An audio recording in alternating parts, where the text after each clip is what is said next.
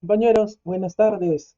El día de hoy quería hacer o quería compartir con ustedes una apreciación, ¿no?, personal acerca del trabajo que vimos el día de ayer en la tutoría de la profesora de Contabilidad Financiera 3, ¿no? Estuve revisando este archivo, tratando de entender lo que no se pudo en clase, ¿no? Uno de los aspectos que yo le consultaba, como ven aquí, era, por ejemplo, al momento de hacer el estado de situación, el estado de flujo de efectivo, perdón, en donde eh, ella explicaba de que se hacía con el mayor y el menor, ¿no? Como vemos aquí. Pero en estos casos, ¿no? Por ejemplo, en activos por impuestos, en vez de empezar por el 2020, empezaba por el mayor, ¿no? Y restaba contra el menor. Entonces, cada profesor obviamente tiene su metodología, ¿no? Yo lo que les vengo a exponer es mi punto de vista, ¿no? Mi apreciación con base a lo que yo he visto, a lo que me han enseñado en su momento, ¿no? Conversando con amigos contadores o de manera autodidacta, viendo videos en YouTube, ¿no? Que también, como saben, en estos tiempos es donde se aprende más, ¿no? Porque así como yo, hay otros profesionales, ¿no? Obviamente ya preparados, que te enseñan a cómo preparar, ¿no?, estos financieros y sobre todo, y hay algo que comparto con la profesora, es que el estado de situación, perdón, el estado de flujo de efectivo es uno de los más tediosos, por no decir más laborioso de hacer, por lo que componen una serie de ejercicios, de maniobras al momento de determinar, el- para empezar, el tipo de operaciones, ¿no? Como saben, el estado de flujo de efectivo tiene tres tipos de operaciones si hablamos del método directo, ¿no? Que es justamente lo que me gustaría explicarles el día de hoy, ¿no? Eh, Volviendo al tema, una de las eh, formas de hallar o determinar la variación desde mi punto de vista, ¿no? Vuelvo a recalcar esto, es tomar siempre el año último. En este caso estamos viendo 2020 y 2019, entonces tomar el último año de referencia, que es 2020, y hacerle la diferencia contra el año anterior, 2019. Es por eso que en mi caso, ¿no? Cuentas por cobrar y otras cuentas por cobrar, eh, para el 2020 fue de 88.500, eh, le resto lo del 2019, que es 54.904, y la diferencia, que es 33.596, lo coloco en la columna de variación. Para efectos didácticos, ¿no?, para la determinación del flujo de efectivo, he creado este cuadro que luego pasaré a explicar cómo funciona, ¿no? Y así sucesivamente. En este caso, tenemos que la referencia de donde el último año es menor al año anterior.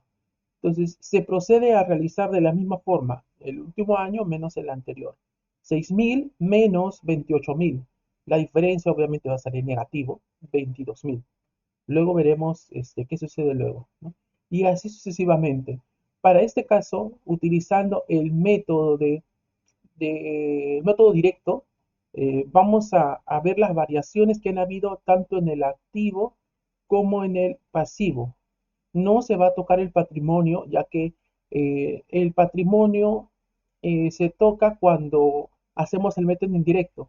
¿Y por qué ahí sí se toca el patrimonio? Porque en, la- en las cuentas de patrimonio está el resultado del ejercicio, la utilidad.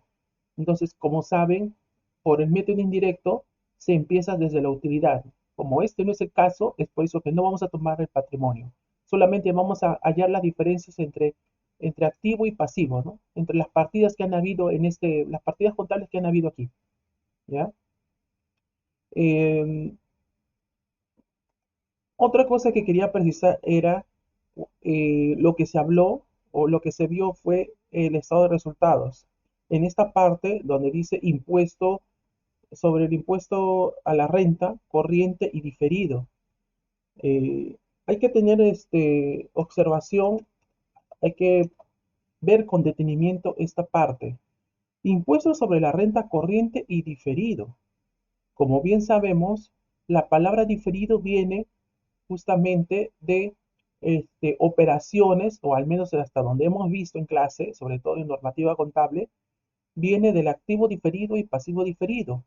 ¿Cuándo ocurre eso? ¿No? ¿Cuándo tocamos esas cuentas? Cuando vemos diferencias temporales, ¿no? Aplicando la NIC número 12. Diferencias temporales.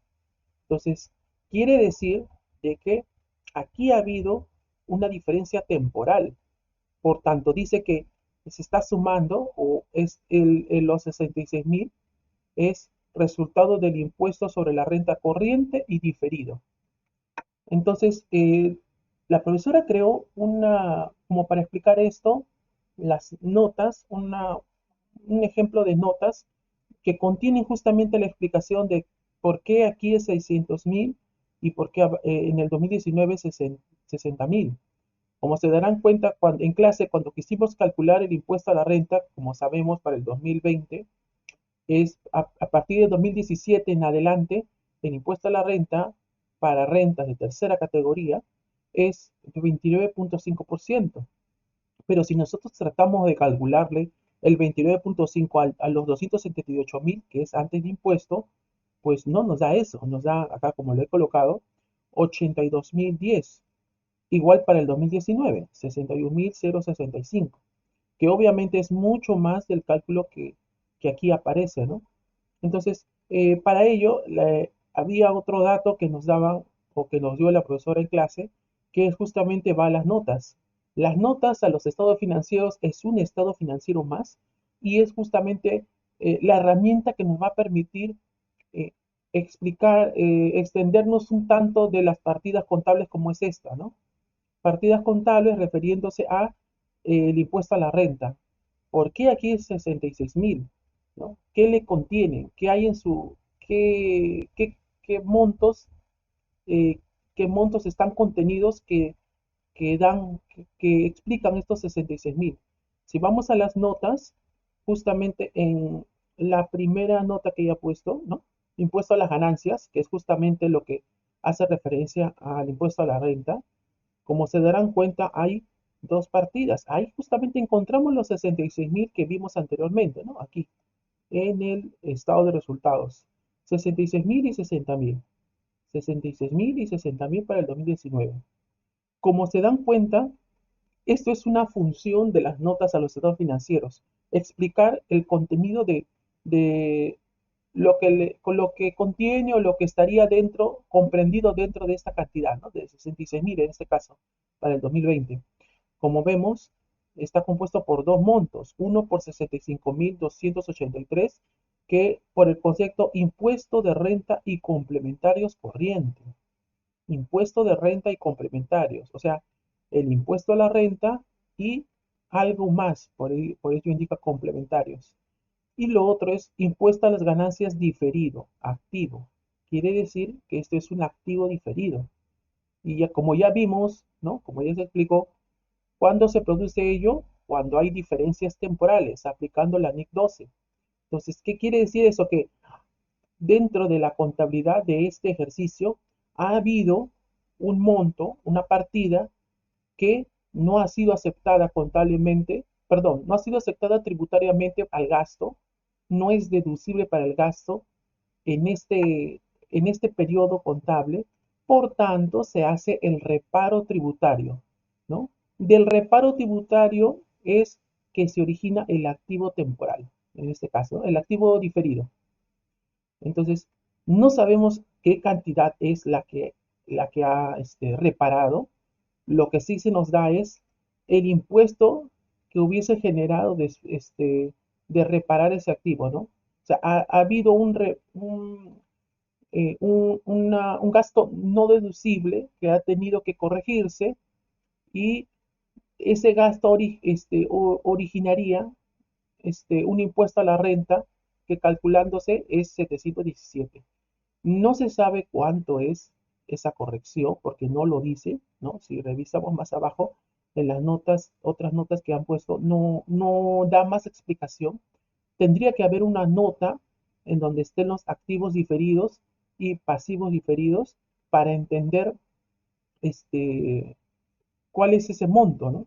Porque en esas cuentas o en la explicación de esa nota estaría el, el gasto no deducible por el cual se aplicó el activo diferido, ¿no?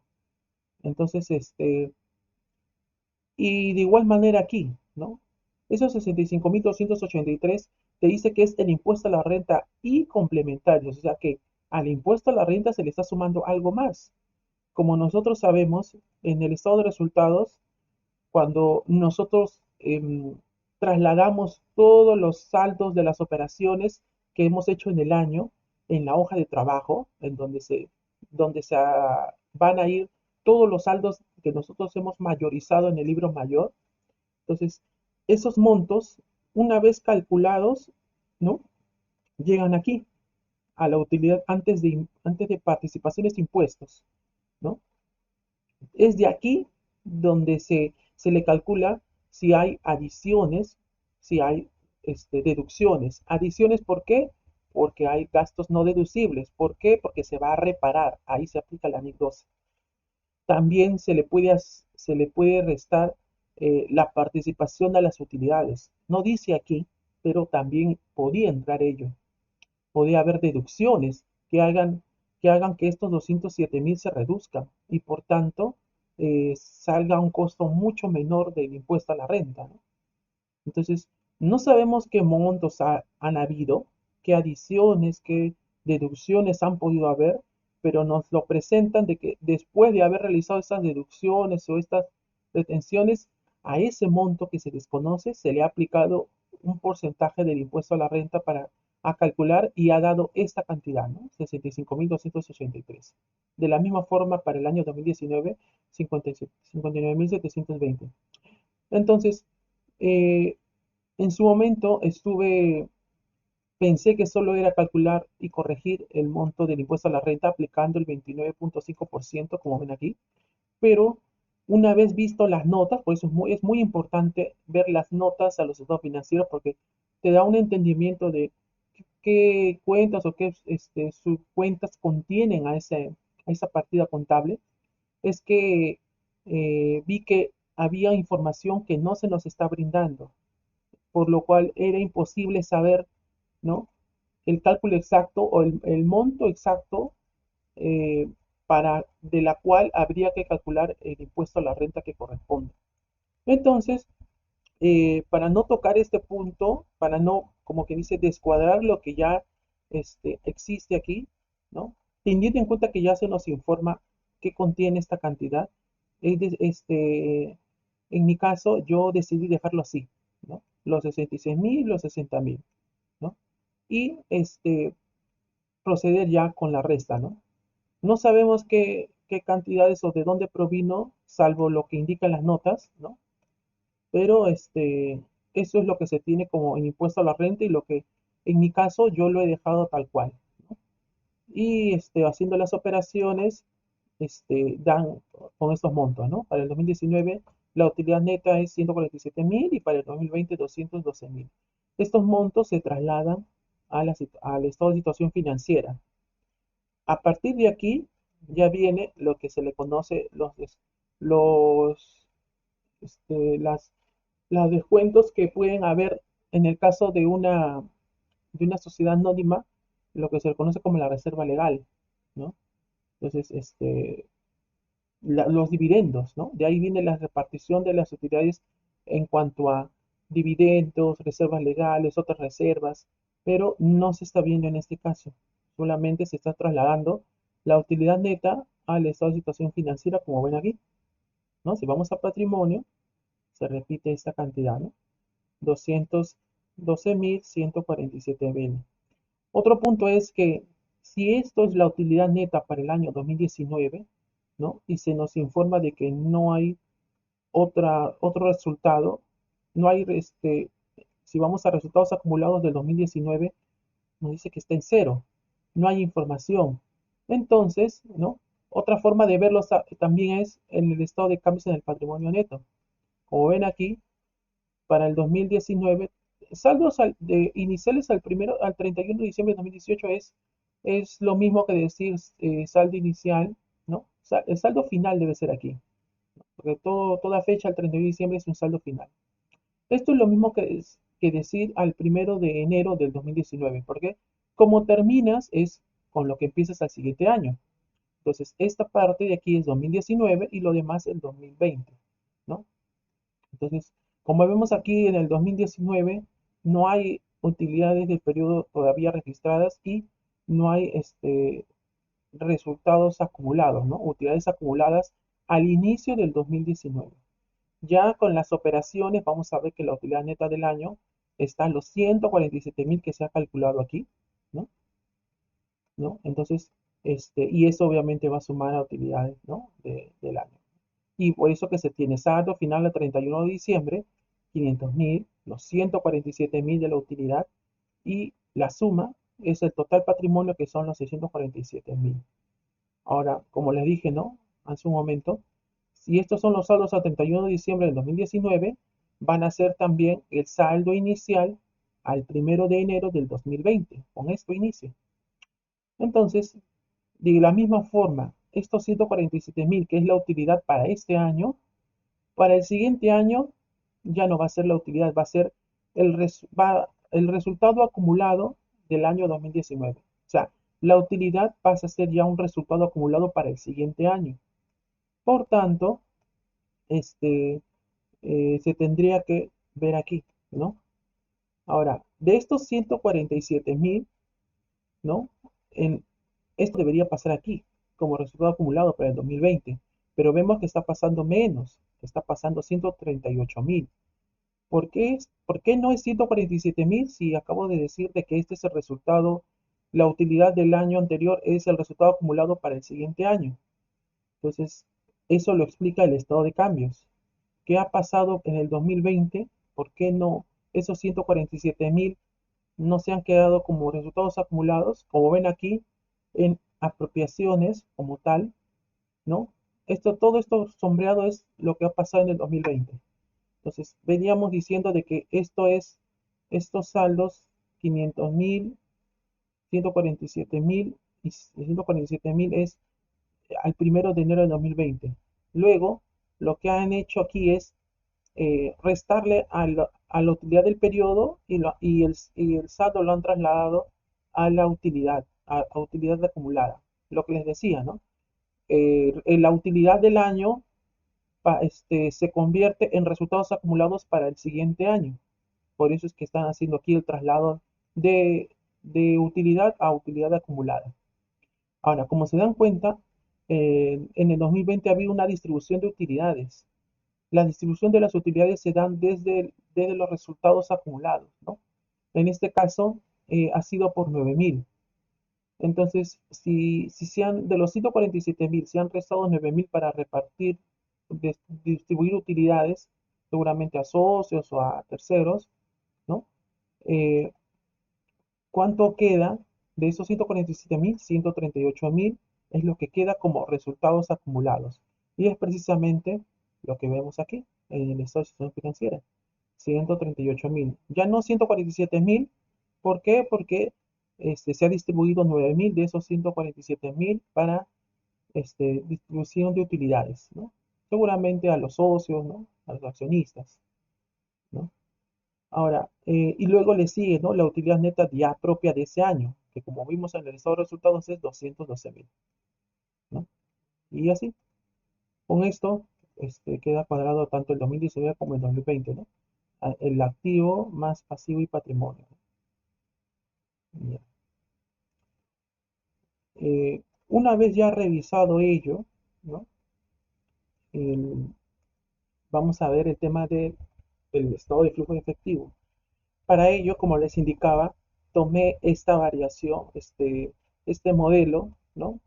También lo tomé de internet, que explica un tanto más simplificada la forma, cómo aplicar o cómo eh, resolver el estado de flujo de efectivo, cómo realizarlo eh, de una manera más simplificada, ¿no?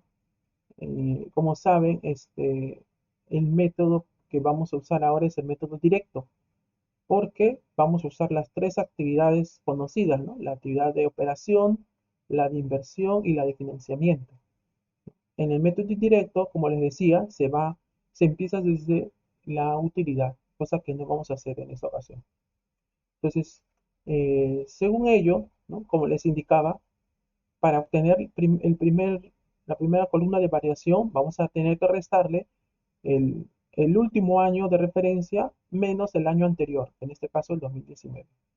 Y si suceden como en estos casos, que el último año es menor que el año anterior, se opera como tal, obviamente que va a salir en negativo y se deja tal cual, ¿no? Luego se ve ya una manera sencilla de aplicar, ¿no? De trasladar esto al estado de flujo con una regla que ahora les voy a indicar. Una vez encontrado estas diferencias entre el activo y pasivo, sí, activo y pasivo, patrimonio no, como le dijimos, ¿no? Aquí está, ¿no? El, la primera diferencia va a ser obviamente del efectivo y equivalente de efectivo. En este caso va a ser 116.000 o es 116.000. Esto lo resalto ¿no?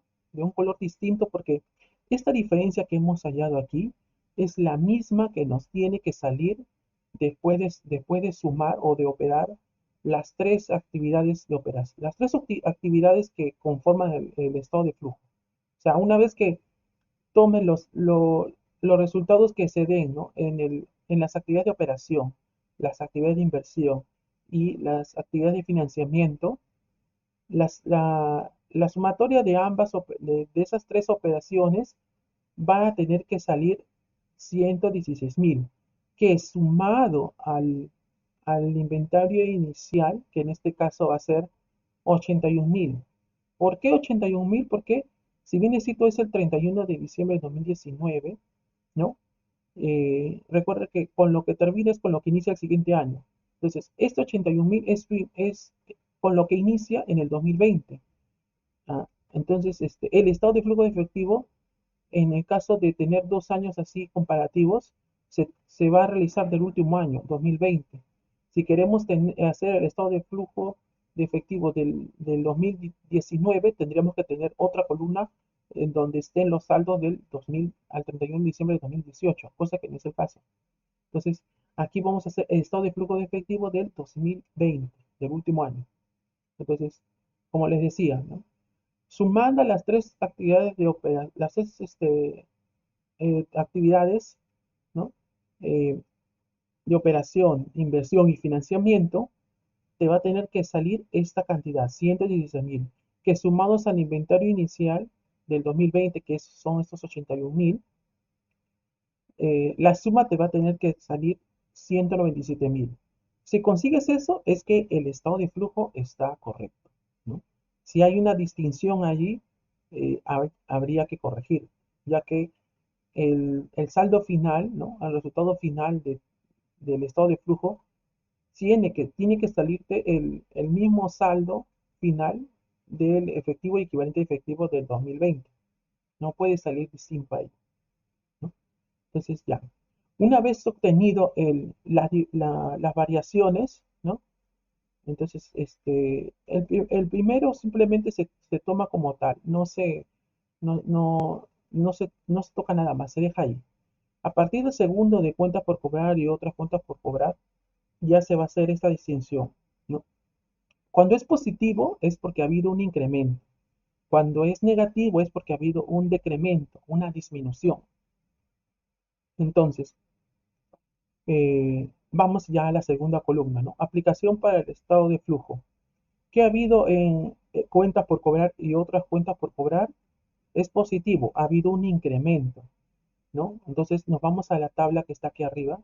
Activo, estamos viendo una cuenta de activo. ¿Qué pasa cuando hay un incremento? La diferencia que es, se coloca en negativo, o tiene que ser negativo. Entonces, si acá había un incremento, al trasladarlo al estado de flujo, se vuelve negativo, solo para el traslado del estado de flujo. Igual aquí, en inventarios, había un incremento, es una cuenta de activo. Incremento es cómo pasa al estado de flujo como negativo, como ven aquí, ¿no? La inversa, como dije, ¿no? Aquí, por ejemplo, activos por impuestos, es una cuenta de activo. Activo, ¿qué ha habido ahí? No ha habido un incremento, ha habido un decremento, una disminución. Entonces, ¿cómo pasa para el estado de flujo? Como positivo, ¿no? La inversa.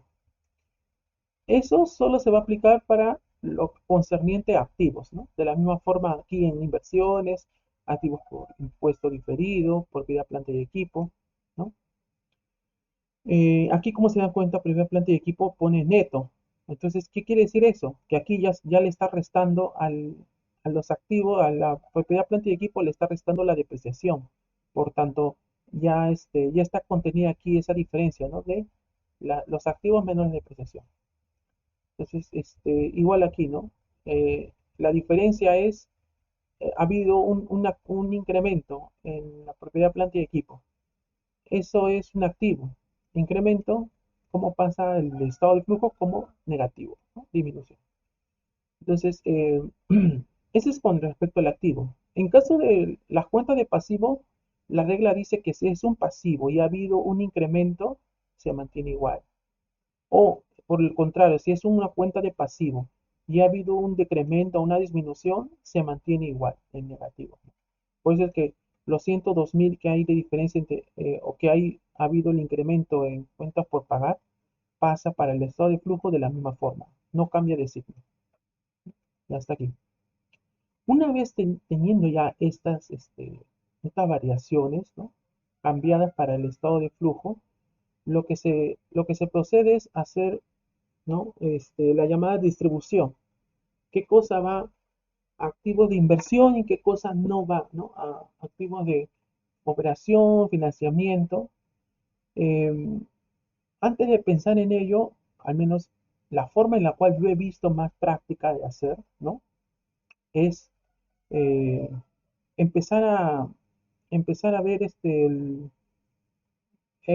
pasando de efectivo equivalente a efectivo, considerar las cuentas que vienen, ¿no? O sea, ir bajando desde el activo hasta el pasivo no corriente todas las cuentas que intervienen, ¿no? Para el flujo de efectivo, ¿no? En este caso, este, tenemos, después de efectivo, tenemos las cuentas por cobrar y otras cuentas por cobrar. Eso es la 12. La 12, como saben, está asociado a lo que son la cobranza a clientes, ¿no? ¿Por qué? Porque, como recordarán, ¿qué pasa cuando hay una venta? ¿No? El asiento contable es 12, 40 a las 70. 12, 40 y 70. Entonces, si en las cuentas de clientes intervienen las 12, bueno, la 40, pero en este caso no se va a ver la 40 porque la 40 es tributos. Estamos viendo qué cuentas se le asocian a cobranza a clientes, la 12 y la 70. Entonces, vamos a tomar esta 12, ¿no? Vamos a ponerle de un color, ¿no? Vamos a ponerle, a ver, amarillo, ¿no? La 12, bueno, pues, me voy a confundir con el segundo.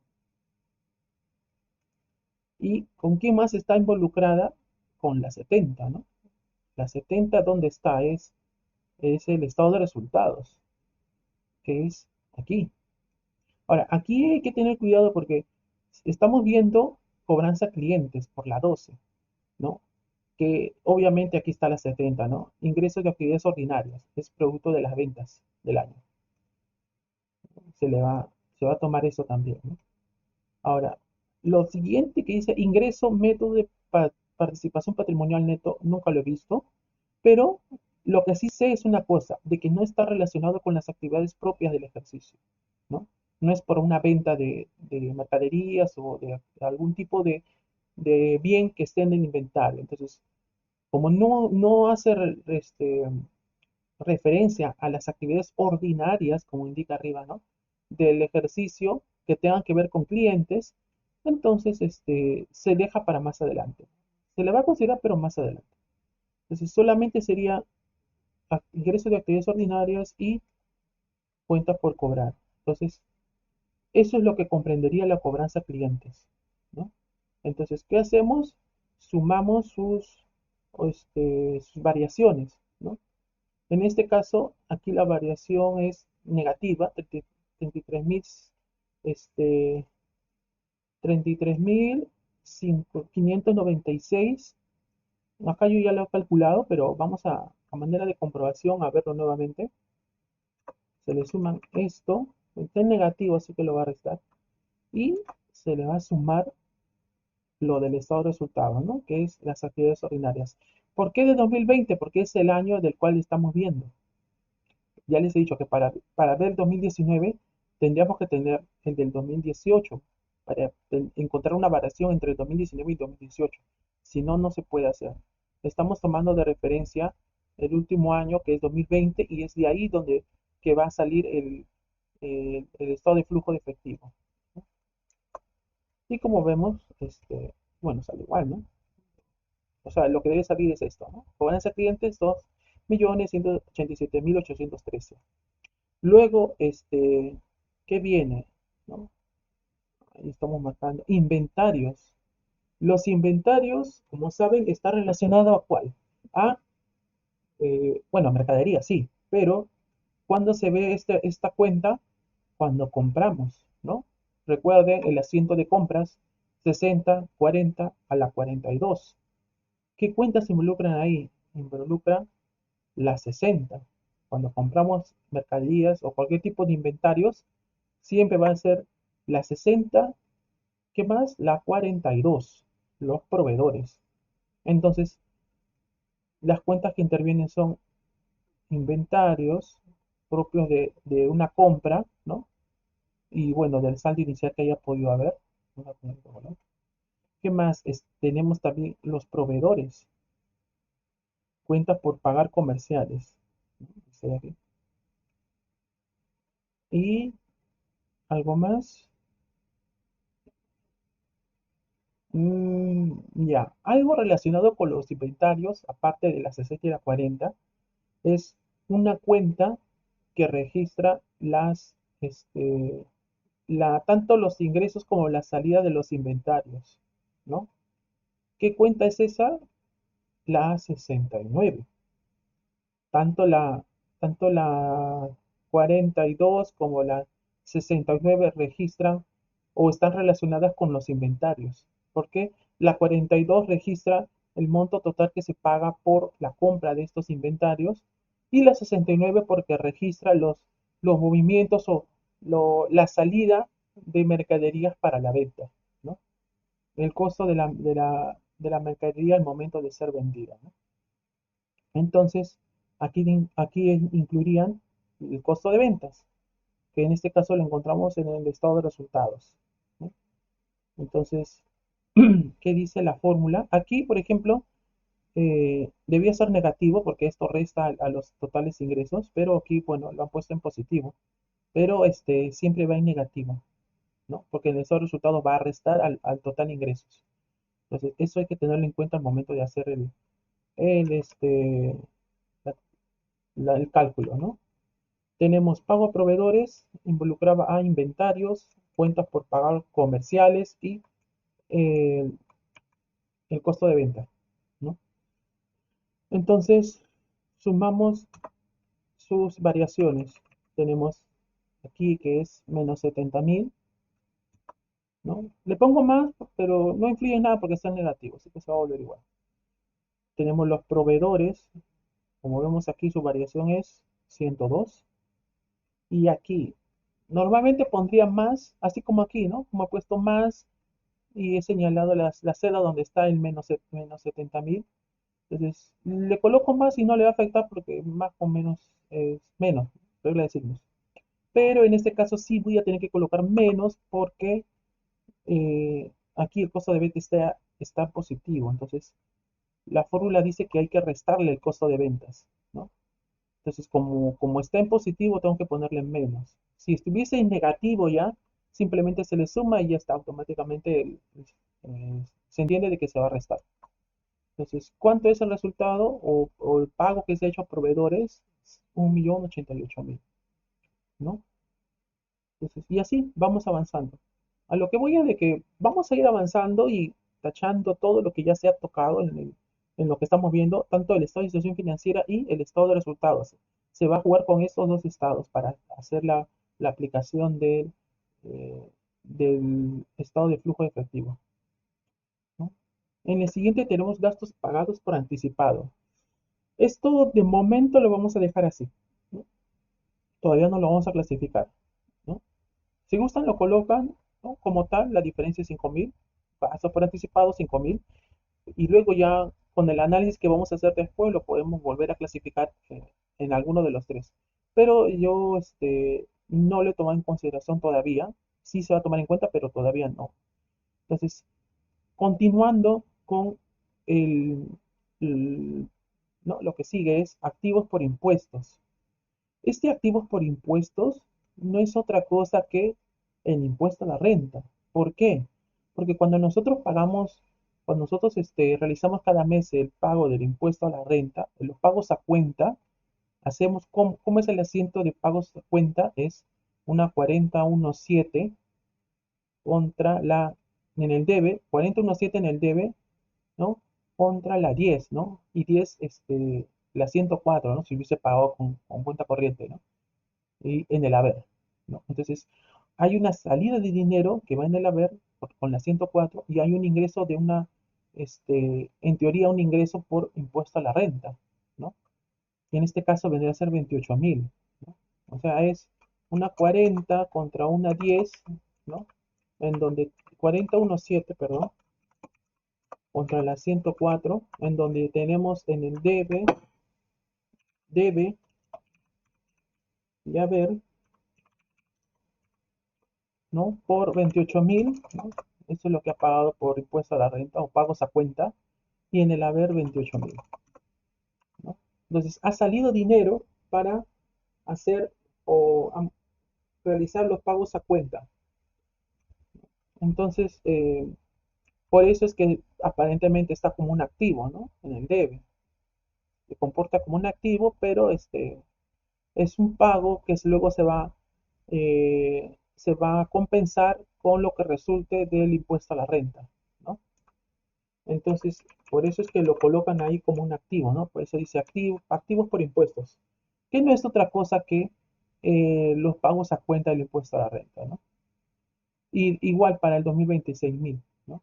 Entonces, si es por impuesto a la renta, o al menos yo lo considero así, ¿no? Eh, Está relacionado con el impuesto a la renta. Vamos a marcarle otro color. Entonces, si está relacionado con el impuesto a la renta, es pago de impuestos. Cuando tú pagas un impuesto, por ejemplo, si a mí en este año, ¿no? Vamos a ver, 2019, ¿cuánto le salió el impuesto a la renta? 60.000. Ah, me toca pagar 60.000 del impuesto a la renta, pero yo fui amortizando mes a mes, fui pagando, pago esa cuenta y la suma es 28.000. ¿Cuánto tengo que pagar de impuesto a la renta? La diferencia. Tenía 60.000, fui pagando durante el año 28.000. ¿Cuánto es lo que me tocaría pagar? ¿No? 60.000 menos 28.000. Aún estaría pendiente de pagar 22.000, ¿no? Es como para que sepan, ¿no? Entonces, eh, esto está relacionado con el impuesto a la renta, o se va a netear con el impuesto a la renta. Entonces, tiene que ver con los pagos de impuestos, ¿no? Que en este caso es este, 28.000. Vamos a ponerle otro color, ¿no? ¿Qué otra cosa tiene que ver con impuestos aquí? Activos por impuesto diferido. Eso también está relacionado con los impuestos, ¿no? Porque de aquí es donde proviene la diferencia temporal para el pago de impuestos, que da origen a una diferencia temporal del cual se va a tener que calcular un pago del impuesto a la renta, ¿no? Después de ello también está lo propio, ¿no? Impuestos por pagar, ¿no? Todo lo relacionado con pago de impuestos, ¿no? No habiendo más, ah, está el mismo impuesto, ¿no? En este caso estamos viendo 2020, es 66.000, ¿no? No estamos viendo 2019. Entonces, es 66.000. Entonces, ¿qué vamos a hacer? Vamos a sumar todas esas diferencias que han habido. Pago de impuestos. ¿Cuánto es aquí? En activos por impuestos, 22.000. Se suma también la variación que ha habido en activo diferido. Luego está lo propio de impuestos por pagar. Y, ¿dónde está? Aquí está. Y también el mismo impuesto, ¿no? ¿Cuánto sería? 130.283. Eso es lo que se tendría que pagar por impuestos, ¿no? O lo que resulta pagar de, de impuestos para este periodo. Luego le sigue, bueno, inversiones, ¿no? No hay nada relacionado a inversiones. Puede ser que hay un activo que esté propiamente usándose para invertir ya sea en bolsa, ¿no? Vale. Eh, o que genere algún tipo de ganancia para la empresa. Entonces, eso va como tal ahí, ¿no? La diferencia, la variación es 121. Eso sí, este, sigue como tal. No hay nada más relacionado con inversiones aquí, ¿no? Lo que sí viene después es el propiedad, planta y equipo. La compra de propiedad, planta y equipo está relacionada con la compra de activos, ¿no? Compra de activos, ¿no? Está, ¿con qué más está relacionado? Con la depreciación, ¿no? Y nada más, solamente con esos dos. Pero acá nos dice que está neteado, propiedad, planta y equipo neto. Quiere decir que ya le está restando la depreciación, por tanto solamente tomamos esa única variación, ¿no? 63.000. ¿Qué más nos falta? Está faltando préstamos financieros. Ya aquí entramos a todo lo relacionado a este, propiamente dicho, ¿no? Financiación con los bancos. ¿Qué más está relacionado con los préstamos?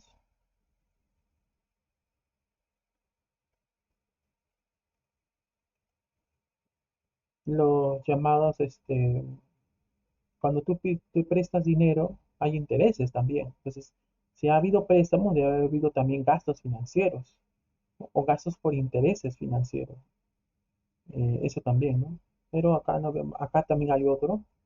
Aquí, porque hay doblemente en la misma partida llamada préstamos financieros, tanto en activo, pasivo corriente y pasivo no corriente, porque se entiende de que esto es lo que, eh, lo corriente es lo que se estima pagar en un año, y lo no corriente es lo que es la deuda eh, cuya estimación de pago se tiene de un plazo mayor a un año. Por eso es que se hace esa distinción, ¿no? Esto es lo que se va a pagar o lo que se proyecta pagar en el año. Al año siguiente, si estamos viendo 2019, es lo que se proyecta pagar para el 2020, ¿no? Y esto es lo que se proyecta pagar más allá del 2020, ¿no? O sea, después de un año, 2021, 2022, ¿no? Hablando del 2019, ¿no? Igual acá, ¿no? Estos 49.000 es lo que yo estimo pagar al siguiente año, ¿no? Durante el año 2021. Y estos 98.000 es lo que estimo pagar ya no en 2021, sino 2022, 2023, o sea, pasando el año. ¿Qué otras cuentas más están relacionadas con préstamos o con bancos? Si vamos al estado de resultados, tenemos em, ingresos financieros, eh, no porque no se podría decir como tal que corresponde a bancos, ¿no? Un ingreso bancario, ¿no? O un ingreso relacionado con bancos se ve en el préstamo, no como ingresos como tal, ¿no? Ingresos financieros debe ser algún activo que esté generando, este, ya sea un activo en bolsa. Creo que había inversiones ahí, ¿no? Tenemos inversiones, entonces está generando utilidades, ¿no? De repente, puesto a un cierto año, está generando un interés y como es propio de la empresa, como es un bien de la empresa, entonces esos intereses es también una ganancia, un ingreso eh, derivado de las inversiones que está haciendo, ¿no? Y después relacionado con lo financiero. Entonces, no tiene nada que ver bancos acá. Lo que sí tiene que ver con bancos es los gastos financieros, pero estamos viendo 2020, así que es 2020. Es gastos financieros sin problema.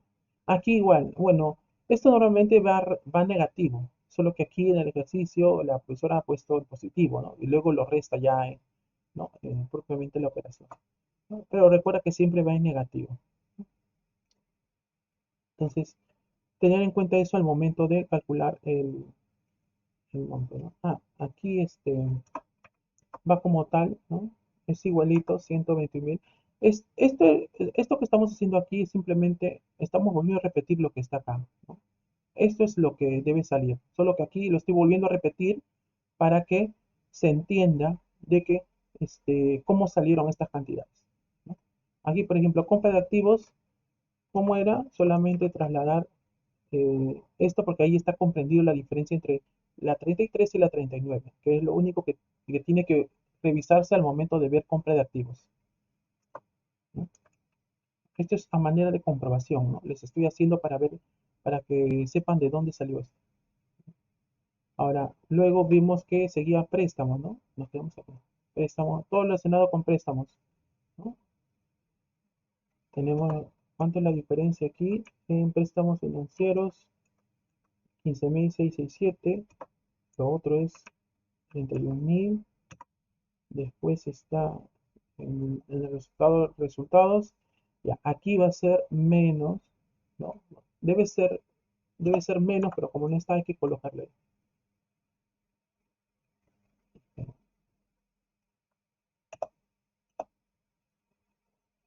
¿No? Y ya está, sale menos 3.000, ¿no? Ya. Una vez hecho esto, ya tenemos casi todo cubierto. Eso también ya está, como hemos visto. Según el otro color.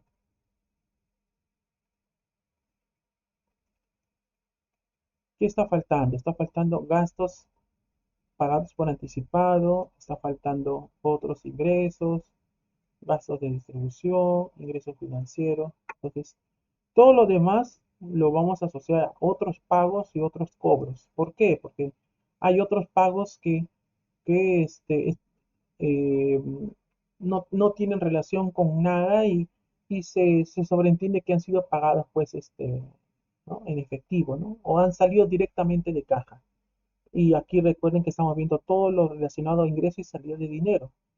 Eso es el estado de flujo de efectivo. Entonces, ¿qué va a ir aquí? Primero, todos los pagos que no han sido tomados, ¿no? Como por ejemplo, gastos por anticipado. Vamos a buscarlo primero. ¿Qué otros gastos no se han considerado o que entrarían en la categoría de otros pagos hechos en efectivo o equivalente a efectivo? Tenemos para que se vea aquí, gastos pagados por anticipado, aquí ya no hay más. Tenemos también los propios gastos de distribución y gastos administrativos, ¿no? Son gastos que no están amarrados con nada, pero que de alguna manera son gastos que se han visto en la empresa, por tanto se estima de que han sido pagados, pues han salido directamente de caja de efectivo, equivalente de efectivo este, para ser cancelados, ¿no? Por algo están ahí. Entonces, no habiendo otro gasto más, se consideran solo esos tres, ¿no? Entonces, sumamos sus variaciones. Aquí, en gastos pagados por anticipado es 5.000, menos 5.000, perdón. Luego está, aquí, no hay más aquí, está los gastos de distribución y los gastos administrativos. ¿Cuánto da ello? Ah, aquí faltó recuerden que esos gastos van en negativo o se tienen que restar. porque son gastos. Entonces, como ahí la fórmula no lo han puesto, tendré que colocarle aquí. Si estuviese en positivo, perdón, si esto tuviese en negativo, simplemente se suma y ya está, ¿no? Entonces, pero se tiene que restar. Y sale 885.000. Luego lo último que queda que son otros ingresos, ¿no? Otros ingresos como cuáles, como este ingreso que no he visto yo en mi vida esto, no sé qué quiere decir. Ya pues, a la profesora le tocará, ¿no?, explicar cuándo se da este tipo de ingresos. Normalmente en el ingreso o la suma de ingresos que se dan, pues mayormente son por ventas ordinarias, ¿no? Ventas o ingresos extraordinarios se llama la 75, pero eso está más abajo, no entra ahí. Pues habría que ver en qué circunstancias se dan ese tipo de gastos, pero no ese es el tema de hoy. Otros ingresos que tenemos y que faltan todavía para el estado de flujo efectivo es, eh, no, otro valor. Eh, Ingresos, método de participación patrimonial y lo último que queda es ingresos financieros. Eso está en la categoría de otros ingresos. Como son ingresos, obviamente que van a sumarlo, ¿no? Entonces, tenemos aquí más esto. Ya con eso cubriríamos todo, no habría nada más que ver, ¿no? Ahí está, los 106.591. Como ven, estamos comprobando de dónde han salido estas cantidades, ¿no? Ya. Y sí, todo está bueno. Una vez que ya tenemos esto, que ya hemos hecho esta, como quien dice, esta distribución o este análisis de cada cuenta o cada partida contable, lo que viene ahora es clasificarlo, ¿no?, en las tres actividades que conocemos, ¿no? Actividades de operación, de inversión y de financiamiento. ¿Cuánto es? Por ejemplo, empezamos por cobro de clientes. Esto es propio de las actividades de operación, ¿no? Es lo que se da en el día a día, en las actividades operativas de la empresa. Por tanto, pertenece a actividades de operación. Ya, aquí vamos a poner 187.000. Ya. Lo otro es otro tipo de actividades de operaciones del pago a proveedores, porque está relacionado con las actividades propias de la empresa. Y es menos 1.088.000. ¿No? Aquí vamos a ver.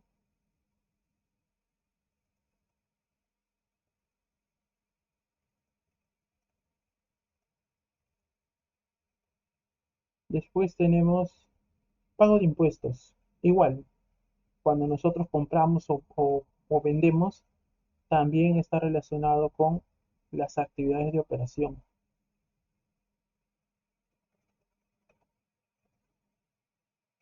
Un momento.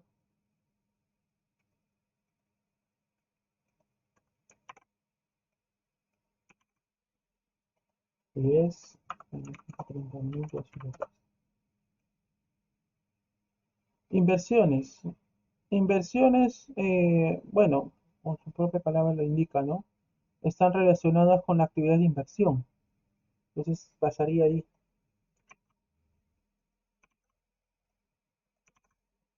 ¿Por cuánto es? Por menos 121. Préstamos. Perdón, faltó compra de activos, ¿no? La compra de activos está relacionada con actividades de inversión, ¿no? Porque tú compras activos para invertir, para generar más ingresos, ¿no? Inviertes en maquinaria para generar más ingresos. Inviertes en inversiones para generar ingresos a la compañía, ¿no?, a la entidad. Por eso está en actividades de inversión. ¿Por cuánto? Por menos 63.000. Luego le sigue préstamos. Préstamos está relacionado con actividades de financiamiento, ¿no? Todo lo que son bancos, préstamos, Sí, bancos, intereses de bancos, todo relacionado con bancario. Y ahorita vamos a ver un ejemplo más. Está relacionado con actividades de financiamiento. Otros pagos y otros cobros han sido propios de las actividades de la operación, ¿no? Son otros pagos y otros cobros que se han dado como resultado de las actividades operativas.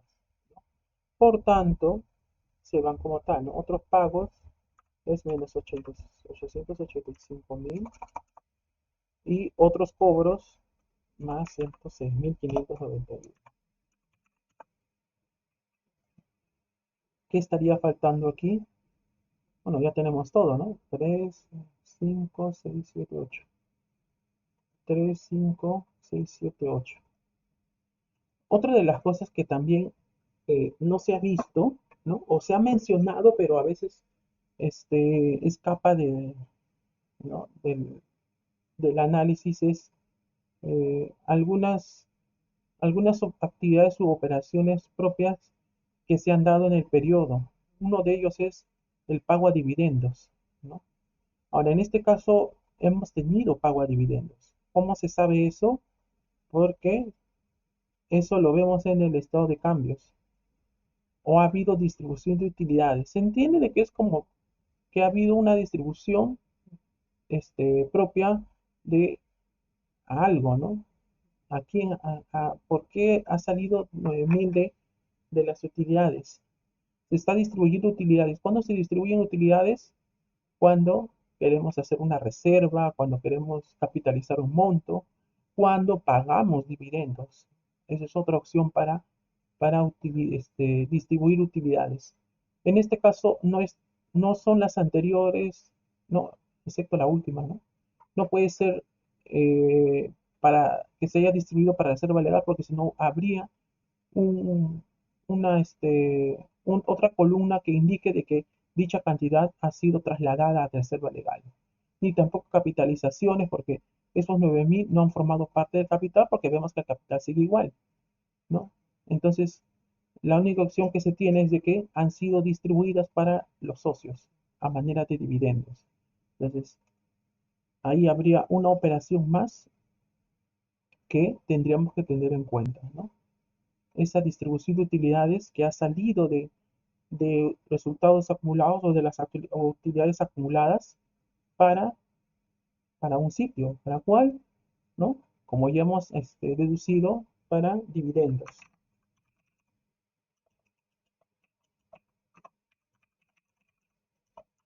¿Por cuánto? Por 9.000. ¿No? Negativo porque está saliendo eh, de las utilidades. Y es una cuenta de patrimonio, ¿no? O está relacionado con una cuenta de patrimonio. Entonces dijimos patrimonio, hay una disminución, se mantiene igual. Se está disminuyendo las utilidades para dividendos. Entonces, ¿dónde van los dividendos? En actividades de financiamiento. Están relacionadas con actividades de financiamiento, los dividendos. Por 9.000. Entonces, ya una vez teniendo toda esta información, lo que hacemos es simplemente trasladar, ¿no?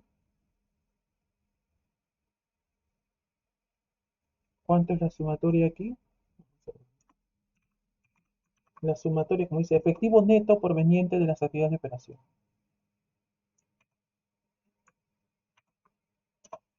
191.121 después de sumar todo ello.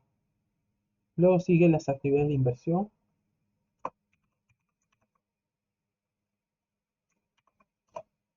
63.121. Y finalmente las actividades de financiamiento. 12.000. ¿Cuánto ha sido el aumento o disminución de las tres actividades de operación?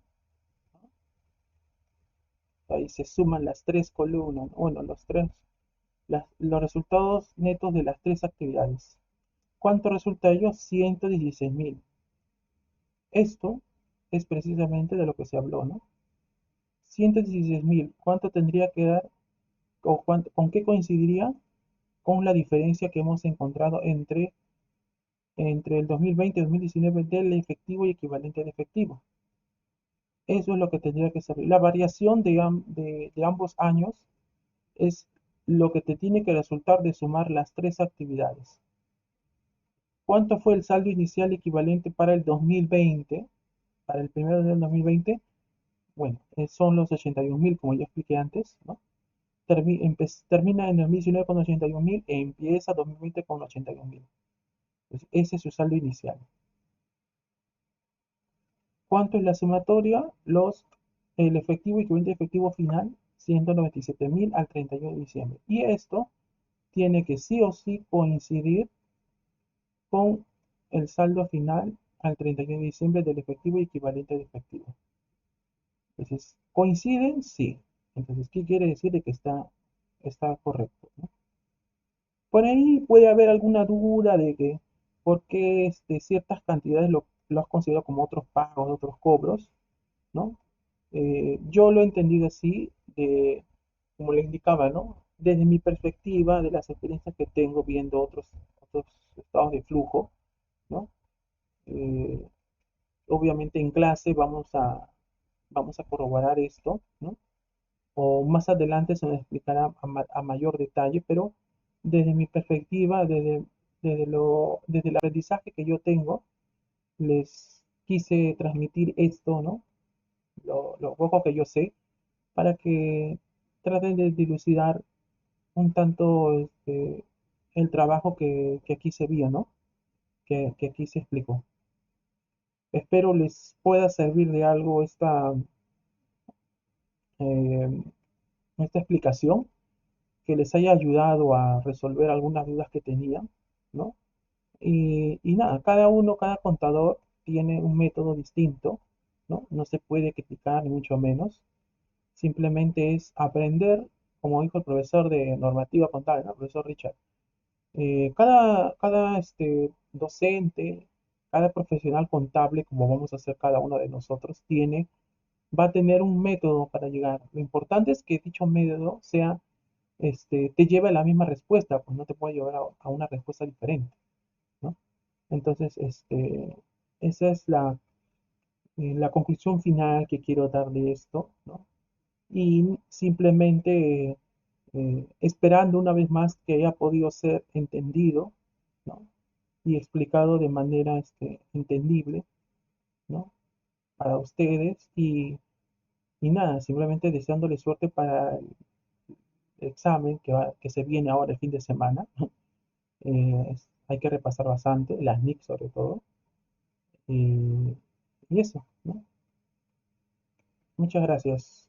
Nos vemos.